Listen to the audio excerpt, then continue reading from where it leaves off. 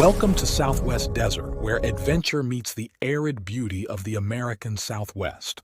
Join us as we explore the rugged landscapes, uncover hidden historical gems, and dive deep into the rich legends and culture of this iconic region.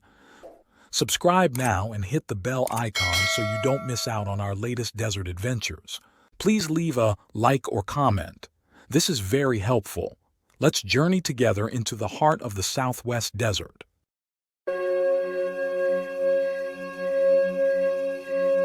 Imagine holding ancient gold nuggets in your palm, treasures untouched for thousands of years. Now imagine finding them, marking their location, and then losing them forever. In the harsh wilderness of California's Mojave Desert lies a secret that has eluded treasure hunters for nearly a century. A hidden canyon filled with mysterious caves, where ancient indigenous peoples may have stored unimaginable riches. Welcome to Gold in the Shadows, the remarkable true story of Frank Bishop and the lost treasure of Coso Canyon. The year was 1928.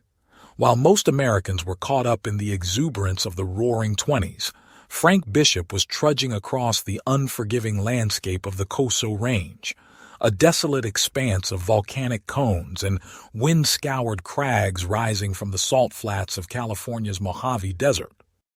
The Koso Range stands as a natural fortress, a somber mesa cut by countless rocky ravines and tortuous arroyos, where water is scarce and the lonely Joshua trees stand sentinel against an indifferent sky. Today, this harsh wilderness is largely controlled by the U.S. Navy as part of their enormous Inyokern Naval Ordnance Test Station. But in Bishop's time, it was one of the last truly unexplored regions of the American Southwest. Bishop wasn't just any prospector. He was a man possessed by stories whispered by the local Paiute people about a place set apart, a sacred ground that once belonged to the old people.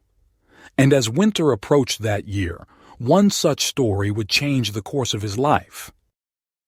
Picture this: a small weathered cabin near the settlement of Brown, snow dusting the distant Sierra Nevada mountains. Two men hunched over a rough wooden table illuminated by the pale yellow light of a kerosene lamp. One is Bishop, the other, a Paiute prospector whose name has been lost to history. On that fateful night, the Paiute revealed something extraordinary, a necklace of intricate design that appeared incredibly ancient. Despite its age, the sinew stringing remained tough and resilient. Tiny red shell beads, each laboriously pierced by some tireless ancestor with a stone drill, were laced together in an overlapping pattern. But what truly caught Bishop's eye were three pendants hanging from the necklace. At first glance, they appeared to be nothing more than green-black stones, perhaps dirty pieces of obsidian. But as Bishop rubbed one between his fingers, the grime fell away, revealing something that made his heart race: pierced gold nuggets, each the size of an acorn. The Paiute wouldn't part with the necklace, but he did something perhaps even more valuable. With a gnarled finger, he traced a crude map across the rough pine boards of the table, a map to a hidden canyon nestled somewhere in the vast Koso Range. According to the Paiute, this canyon concealed the caves of the old people, dry caves protected from rain and wind, where ancient artifacts remained untouched for millennia. It was from one such cave that the necklace with its golden ornaments had come. The Paiute described caves where the ancients may have been buried in their distinctive fashion, arms and legs folded and covered with giant baskets, caves where tools of labor and war still lay scattered beneath layers of dust, caves that, as the Paiute claimed, no white man had ever seen. The map described a small box canyon whose entrance was hidden within a rocky ravine, a crevice barely wide enough for a man to squeeze through. Inside lay a shadowy slot cutting across the floor of the range. One wall was covered with petroglyphs, the mysterious rock art of the ancient peoples. On the opposite wall, high above the canyon floor, were about a dozen shelter caves supposedly filled with artifacts and, perhaps, gold. The details burned themselves into Bishop's mind. He carried this vivid mental picture back to Los Angeles, where he consulted with experts at local museums. Though they were skeptical about indigenous peoples in the area using golden ornaments, they didn't discourage his quest. Little did they know that archaeological discoveries at Little Lake, at the foot of the Cosos, would later reveal even stranger findings. 2 years passed before Bishop returned to the Koso Range, determined to find the hidden canyon. In the months that followed, he crisscrossed the inhospitable terrain, encountering wonders and oddities at every turn. He traversed fields of obsidian glass so sharp they sliced through the soles of his shoes.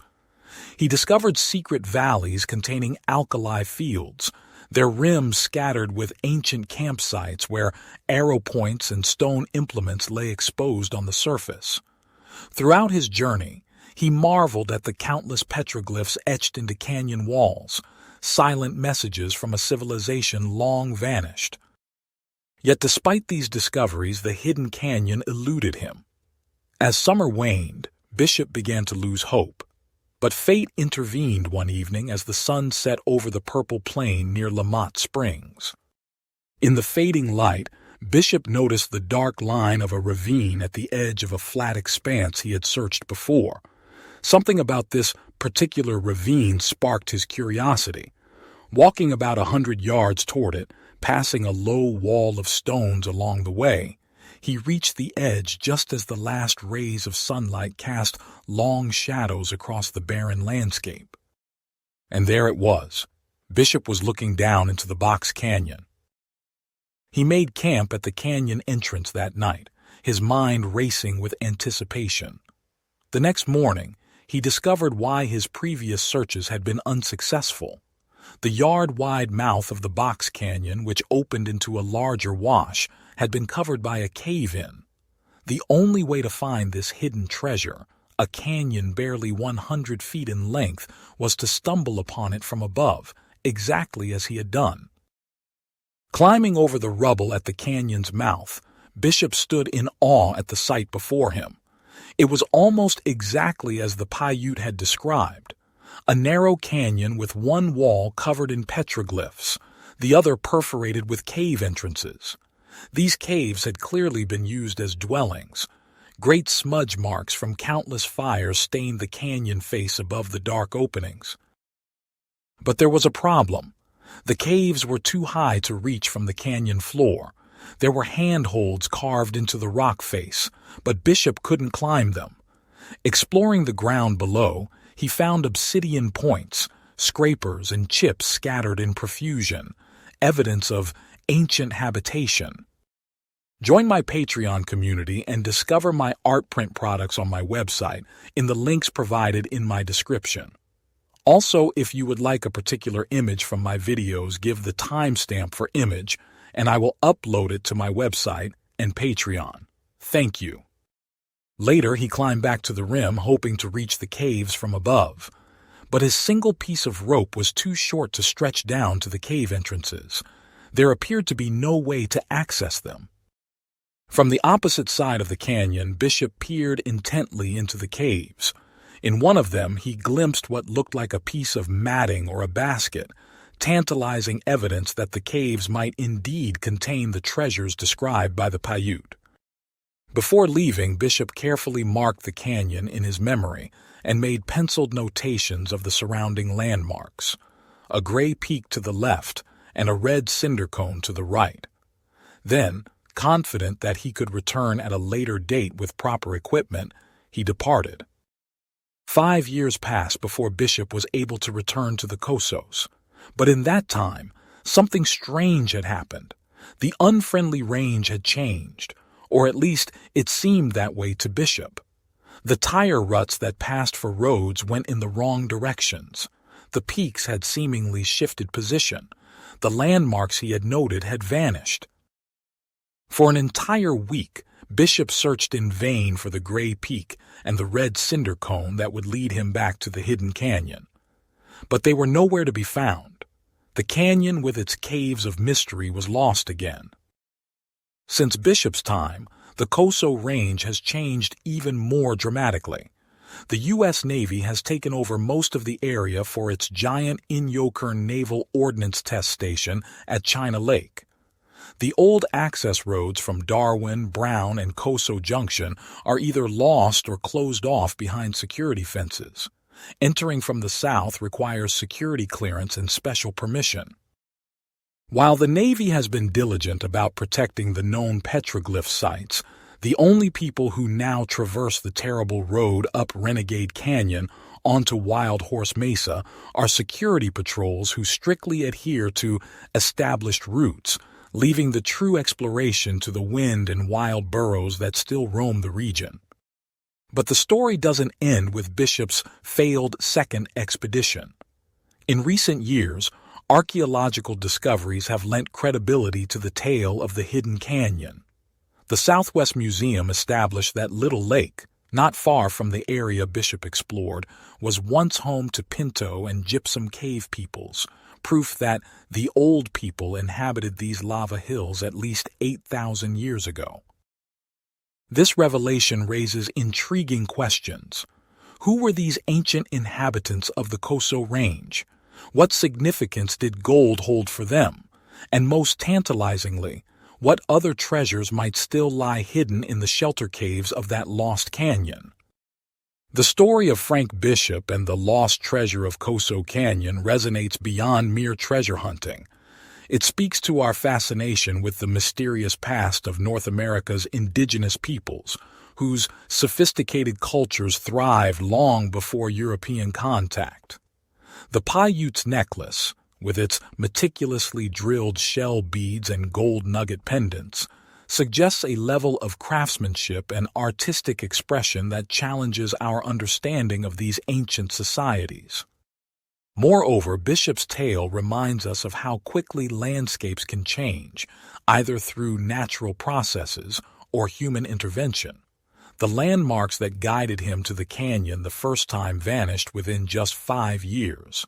How many other archaeological treasures have been lost as mountains erode, canyons fill with debris, or human development alters the face of the land? The Koso Range itself stands as a monument to this impermanence. Once the exclusive domain of indigenous peoples, then briefly open to prospectors and explorers like Bishop, it now lies largely sealed off behind military fences, its secrets preserved but also hidden from curious eyes. This has been Southwest Desert. Thank you for joining your desert frontiersman Alan for another Southwest Gold story. Check out my large catalog of Southwest videos and playlists on historical tales, legends, lost gold stories, and adult bedtime stories. Please give me a timestamp of your favorite image in comments. Happy trails!